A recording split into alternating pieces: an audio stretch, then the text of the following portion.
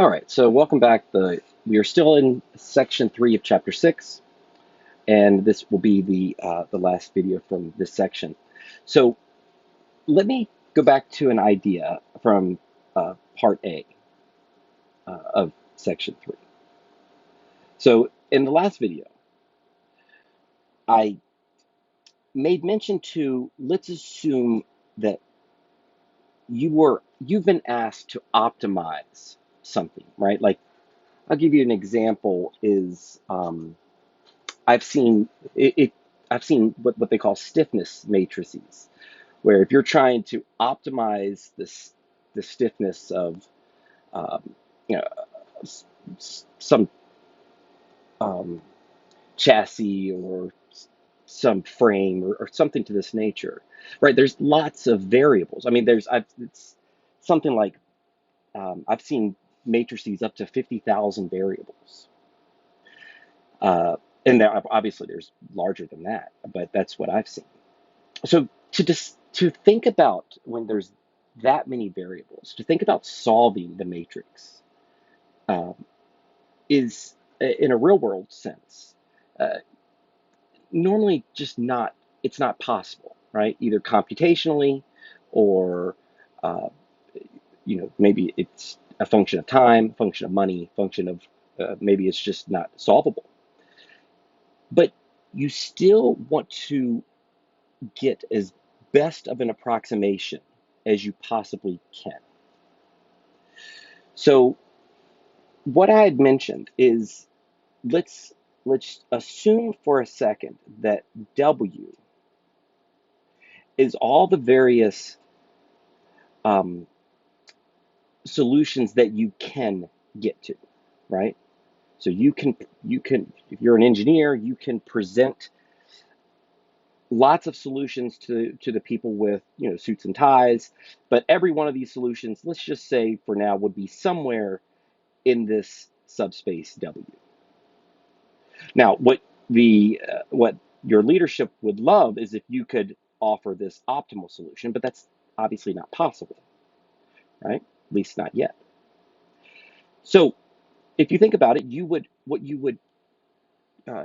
you would try to do is you would try to give the best estimate, the best approximation of the solution that they want. Now, it just so happens that Y hat is the best solution that you can give that approximates Y. In other words, the distance from the optimal solution to the solution that the best approximation is is a perpendicular um, intersection, right? This is the smallest distance. You could have given this solution, but you and I can agree that the distance um, uh, here would be larger. In other words, the solution would uh, it wouldn't it wouldn't be as good. This is the best we can hope for. Now, we're going to use language like distance to say what is the distance, like just to make sure you understand, to say what is the distance between vector y and this plane. Well, what you really mean when you is your, or at least it's implied, is what is the shortest distance between them, right? Because there's obviously an infinite amount of distances from the point to the plane if you're willing to travel at different points on the plane. But by distance, they really mean what is the shortest distance, and it doesn't take much spatial ability to be able to recognize that orthogonal intersection is going to be where you have minimized the distance between them. All right. So with that in mind, what we're going to do is we're going to work on a best approximation technique. So let me read example 4, and let's try to piece this together. So it reads as follows. It says the distance from a point Y in, say, Rn to a subspace W is defined as the distance from Y to the nearest point in subspace W. That's exactly what I was saying on the previous page, that you could define distance from Y to this plane a lot of different ways, but when they say find the distance, they mean the minimum nearest, shortest distance. Now, so the idea is, or what they want from us is, let's actually find the distance from Y to subspace W given the following. All right, well, here it is. So let's start with vector Y. This is the optimal solution. This is the one we wish we could produce, but we cannot.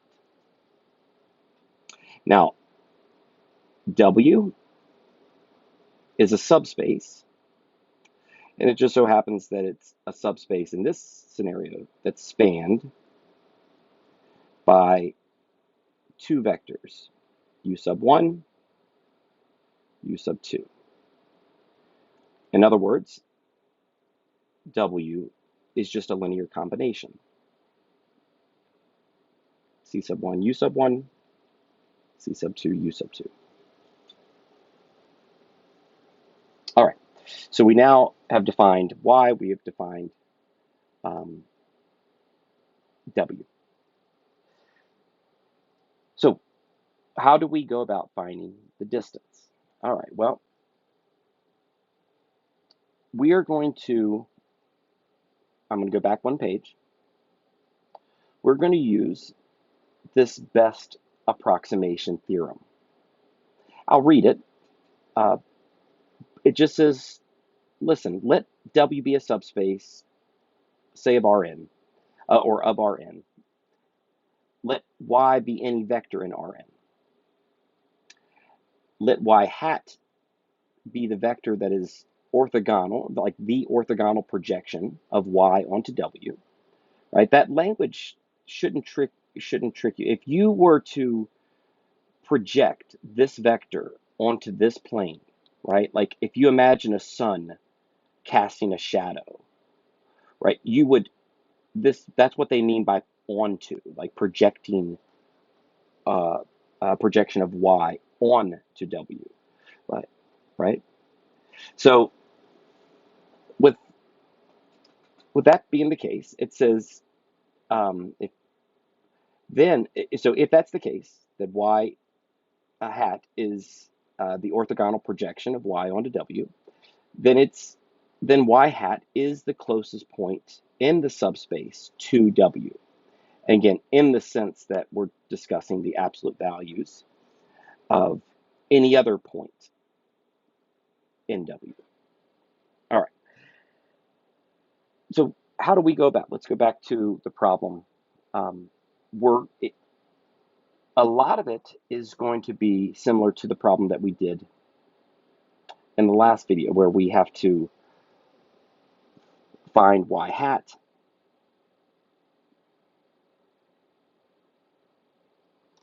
And the only thing is, I'm going to expedite the process a little bit. So remember the formula where you had a whole lot of dot products. And the good news, well, let me go ahead and double check something. I believe the U values are the same. 2, 5, negative 1, maybe not. Let me double check. 2, 5, negative 2, 1. Okay. Well, nevertheless, you would have to run a whole series of dot products, Y dot U sub 1. This is the part that I'm going to just give you. So you would have 15 over 30 times vector U sub 1 plus negative 21 over 6 times vector U sub 2. Right, so you can look back in the previous video if you want to find that dot product work where these numbers came from. All right, well, at this point, let's go ahead and put the vectors where they need to be. And then we're going to jump to the solution. In other words, we're skipping over this somewhat tedious, but not necessarily hard computational work.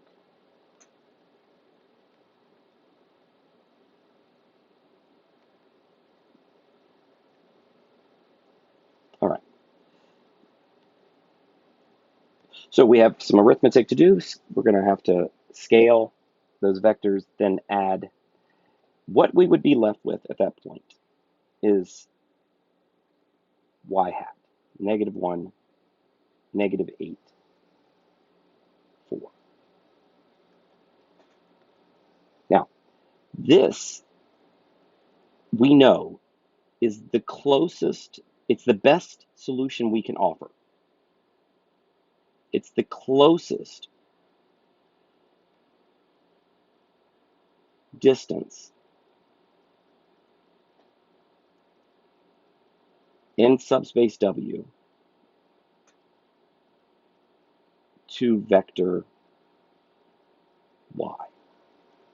Now we need to know, well, how close is it? Right? That's what's, when it says find the distance,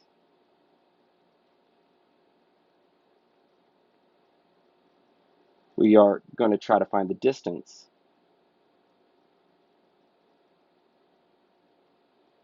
from y to y hat. All right, well, let's do it. So the good news is we have been down this road many times. A distance of a vector is the magnitude, right? I mean, the magnitude of the vector. So y minus, it's y hat. Forgive me here.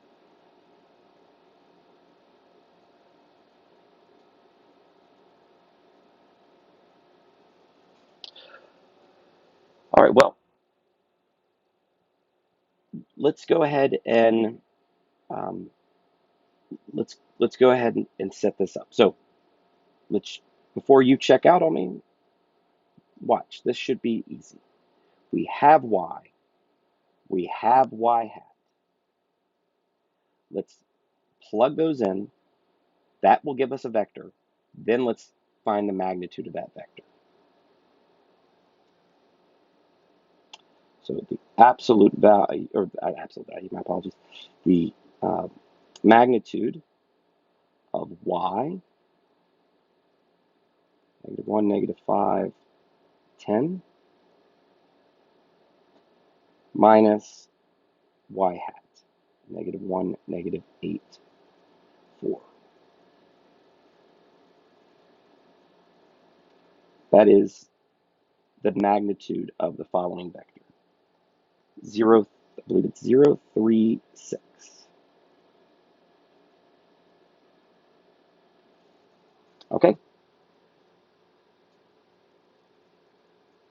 So that distance is, we can go back to the square roots. Remember, we've done this many times. We could say it's the I component squared, the j component squared, the sum of all those components squared. So in this case, it's 0 squared plus 3 squared plus 6 squared gets us to the square root of 45. Double checking my arithmetic there. So I don't know what that means, right?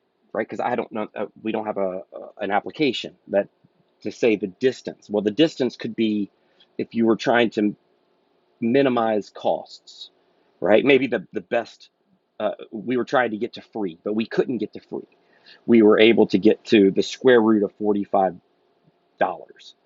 Right? Again, you think of the application, but that is, for all intents and purposes, the distance between y and y hat. Okay, so that will conclude um, uh, 6.3, and I'll see you in the next video.